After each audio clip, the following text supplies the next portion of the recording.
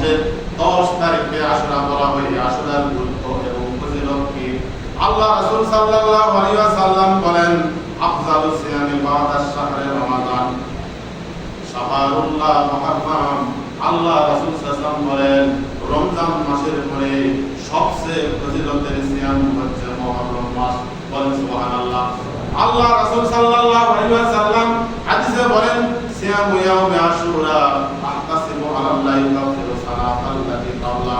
আল্লাহ রাসূল সাল্লাল্লাহু আশা পোষণ করে, আমি আশা পোষণ করি যে আশুরার সিয়াম, একটি সিয়াম 10 তারিখে, মুহররমের 10 তারিখে একটি সিয়াম পালন করার কারণে বিগত 1 বছরের গুনাহ আল্লাহ রাব্বুল আলামিন কাফারা করে দিবে। সুবহানাল্লাহ। তার মানে আশুরার সিয়ামটা হলো রমজানের সিয়ামের পর সিয়ামের মধ্যে সর্বশ্রেষ্ঠ সিয়াম।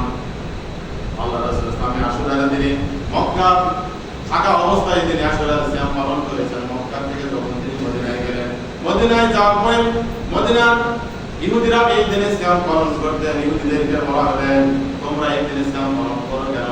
ইহুদিরা আল্লাহ রাসূলকে বললেন, রাসূলুল্লাহ, এই দিনে মুসা আলাইহিস সালাম ফিরআউনের কবল থেকে রক্ষা পেয়েছিলেন, আমরা শুকরিয়াতান স্বরূপ এই দিনে সিয়াম পালন করি। আল্লাহ রাসূল সাল্লাল্লাহু আলাইহি ওয়াসাল্লাম বললেন, মুসা আলাইহিস সালাম সম্পর্কে দিক দিয়ে আমাদের রক্ষা বেশি। তারে সাহাবীদেরকে বললেন, তোমরা এই দিনে সিয়াম পালন করবে, কিন্তু ইহুদিরা এই 10 তারিখে সিয়াম পালন করেন।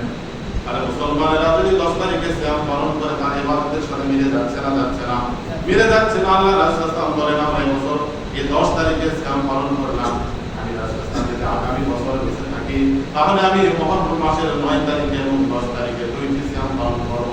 বলেন তো কয়টি সিয়াম? 2টি সিয়াম পালন করব। রাসূল সাল্লাল্লাহু আলাইহি ওয়াসাল্লাম আগামী বছর মুহররম মাস আসার পূর্বে রাসূল সাল্লাল্লাহু আলাইহি ওয়াসাল্লাম আমাদের বুঝিয়ে নিলেন, আমাদের এই 10 মুহররম আমাদের এই করণীয় হলো আমাদেরকে 2টা সিয়াম অন্তত পালন করতে হবে। কয়টা সিয়াম? 2টা সিয়াম। আগামী শনিবার এবং রবিবার, আগামী শনিবার 9 মুহররম